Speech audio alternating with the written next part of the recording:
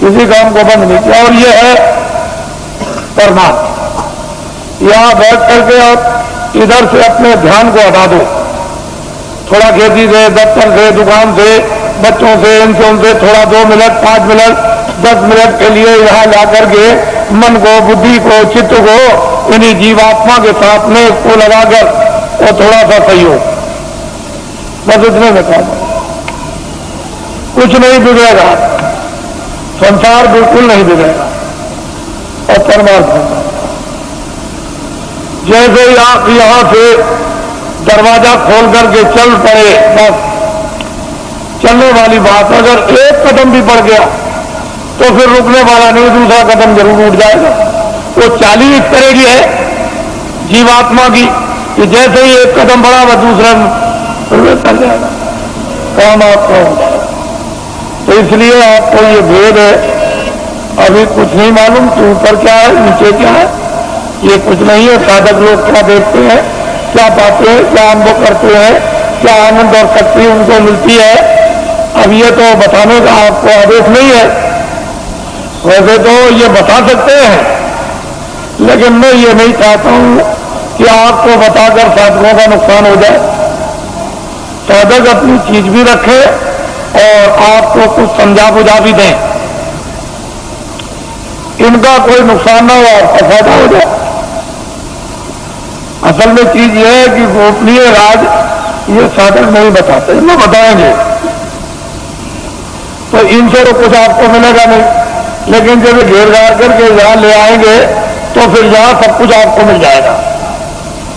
बस ये समझ लो कि आपके पक्के साथी है, ऐसा मत समझो ये किसी बुराई की तरफ ये ध्यान नहीं देते हैं, ये अच्छाई की तरफ ध्यान देते हैं। इनका लक्ष्य है कि बुराई छूट जाए और अच्छाई में प्रवेश हो जाए।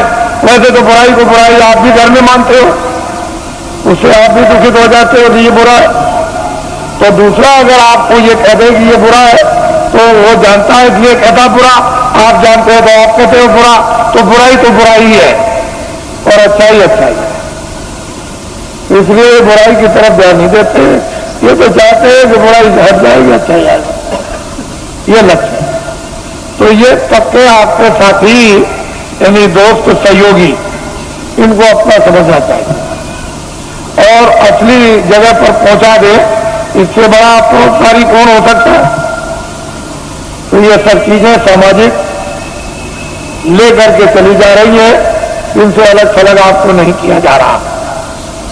तो मैं आपकी जो व्यवस्था योजना है उसको पूरा बना करके तैयार कर चुका हूं और बस यह है कि जैसे ही अपनी जगह पर आप खड़े हो गए वैसे ही योजना आपके सामने रख दी जाएगी।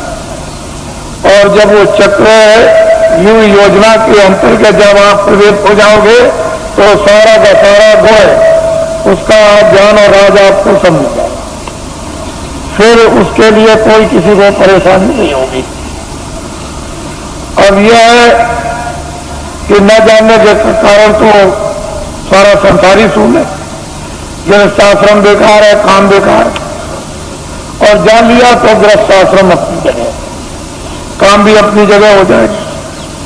तो हमने जो आपको बताया, क्योंकि आपको अभी आदेश दूंगा आपको अभी कि आपको मतलब ये जाना है, तो भूमि जोता खेतिहर काश्तकारों का तो देश में अभियान चल रहा, साथ ही साथ कर्मचारी और अधिकारियों का कार्यक्रम चल रहा, साथ ही साथ में सेठ साहूकार दुकानदार उद्योगपतियों का भी कार्यक्रम इसी के साथ साथ चल रहा, और साथ ही साथ यानी छात्रों का भी कार्यक्रम चल रहा। मैं तो ये समझता हूं कि इसमें सब आ जाएंगे। छात्रों में सबके छात्र आ गए, दुकानदारों में सब जातियों के दुकानदार और सेठ साहूकार उद्योगपति आ गए, और कर्मचारियों में सब दफ्तरों के यानी कर्मचारी सभी जातियों के आ गए, और भूमि जोतक खेतिहर काश्तकारों में सब कौमों के भूमि जोतक और खेतिहर काश्तकार आ गए। तो चारी जातियों का बंटवारा कर लीजिए। मैं ध्यान ले जाता हूं कि जरा इनके बारे में भी सोचा जाए। तो मैं सोचता हूं कि कितना इनको वेतन मिलता होगा से इतना वेतन मिलता होगा इनको, इसमें कितना कट जाता है वो भी मैं जानता हूं कि इनकम टैक्स कितना कटता है, और फिर इनका बीमा और ये वो योजनाओं में कितना चला जाता होगा, तो इनके हाथ में कितना बचता है वो मुझे सब मालूम है। उससे पूरा नहीं करता, बिल्कुल पूरा नहीं करता।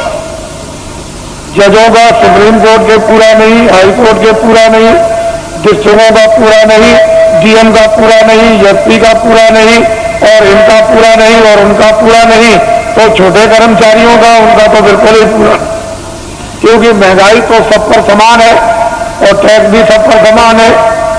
तो असली बात यह है कि जो सरकार, जो राजा अपने मजदूरों पर टैक्स लगा दे, व्यवसाय पर, वो सबसे गिरा हुआ राजा,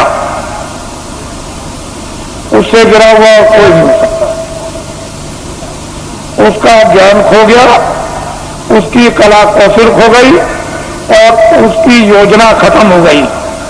जो राजा अपने मजदूरों पर व्यवसाय कर लगा दे, अरे कर्मचारी अधिकारी जो बेचारे काम करते हैं, ये कौन है? मजदूर 15 दिन 14 दिन की छुट्टी ले ले और छुट्टी साल की खत्म हो जाए, डॉक्टरी भी बीमारी की छुट्टी खत्म हो जाए, तो जब ये छुट्टी लेते हैं तो इनकी मजदूरी कट जाती है, यानी पे कट जाती है। तो ये सब लोग मजदूरी के लेके जोखिम में आते हैं।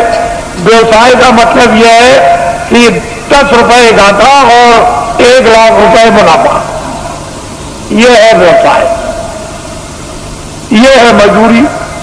व्यवसाय अलग है, मजदूरी अलग है। तो ये कह करके अगर लगा दिया जाए कर्मचारी अधिकारियों पर कि ये है व्यवसाय पर, तो ये मर जाएगी। तो मैं कभी कभी उन लोगों की तरफ ध्यान ले जाता हूं जहां पर कि 20 साल और 25 साल और मतलब सजाए मौत देते हैं, और उनका उस वेतन में जब खर्चा नहीं पूरा होता है तो उनके घर में बच्चे और बच्चियां, तो जज है 10 लाख दो, 20 लाख दो, ये सामान दो, ये सामान दो, खर्चा तो पूरा नहीं पड़ता, तो चिंता सवार रहती। और जब इसको घर की चिंता सवार बच्चे बच्ची की होगी तो न्यायालय में बैठ करके, यानी मतलब ये स्वच्छ है, यानी न्यूट्रल बुद्धि से कैसे न्याय कर सकेंगे, क्योंकि वो परेशानी चिंता में गिरेंगे। तो मैं कभी कभी यह बात सोचा करता हूं कि जब उनका रिटायरमेंट आ जाता है और वो रिटायर हो जाते हैं और उस वेतन जो उनको पेंशन मिलेगी उसमें पूरा नहीं पड़ता, तो फिर ये क्या करते हैं, किसी फैक्ट्री में, अगर जगह नहीं किसी फैक्ट्री में मिली और किसी जगह सेठ साहूकार के यहाँ नहीं मिली, तो फिर न्यायालय में आते हैं और वकील की हैसियत से फिर काम करना शुरू कर देते हैं, तो कटघरे में खड़े होते हैं। और फिर इस तरह से वही जज जो हाईकोर्ट के थे या सुप्रीम कोर्ट के थे, खड़े होकर कटघरे में मौकिल की तरफ से फिर सलाम करते हैं। तो ये राष्ट्र के संविधान का प्रजातंत्र को पूर्ण रूप से अपमान, पूर्ण रूप से अपमान। इस पर आज तक कभी किसी ने विचार नहीं किया। यह भारतीय प्रजातंत्र का पूर्ण रूप से अपमान। ऐसे बड़े बड़े पदों की आपको मतलब यह है कि पूरी देखभाल रखना चाहिए कि ऐसे बड़े बड़े पद हैं और फिर आकर के वही व्यक्ति निम्न श्रेणी पर आकर के कटघरे में गिर गया है और फिर सलाम करें, ये भारत के लिए शोभा नहीं। तो मेरे पास इसकी भी योजना है, इसको आप ध्यान में रखिए और ये कभी न कभी लागू हो जाएगी। पूरी योजना है, कल लागू हो जाएगी। मैं इतना ही विश्वास आपको दिलाना चाहता हूं कि कर्मचारी अधिकारियों का काम हो जाएगा, मासिक वेतन इनका पूरा सुविधा इनको मिलेगी, टैक्स महंगाई कम हो जाएंगे और पूरी सुविधा मासिक वेतन बचेगा। छात्रों को काम नौकरी बिना ढूंढे हुए मिलेगी और भून जोतकों का सारा 40 सालों का सरकारी कर्जा में ब्याज के माफ हो जाएगा और सेठ साहूकारों का काला धन सब का सब 100 वर्षों के लिए सफेद करवा दिया जाएगा।